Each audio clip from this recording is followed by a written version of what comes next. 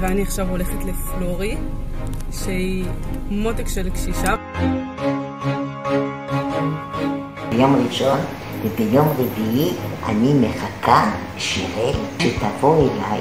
אני כל כך שמחה שאפילו שאני לא רואה טוב בעיניים, אני קמה ואני רוצה אוכל. ואז שהיא איתי זה משהו כמו חג, זה כמו חגיגה בשבילי.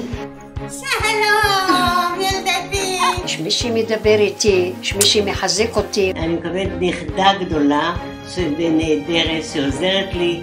מהנתינה הזאת זה הכי מספק בעולם. רוקדים לפעמים ביחד, שחקים ביחד לפעמים. זו זכות גדולה להיות חלק מעשיית טוב, להיות נקודת אור בחיים של בן אדם. אתם שולחים לי נשמות יותר מדי גדולים. יש מישהו שנפתח את הדלת, לשבת, לדבר. אתה רואה כמה של שמחות ושיתוף לב שאנחנו באו. זה עושה לי כיף, יש לי חברה.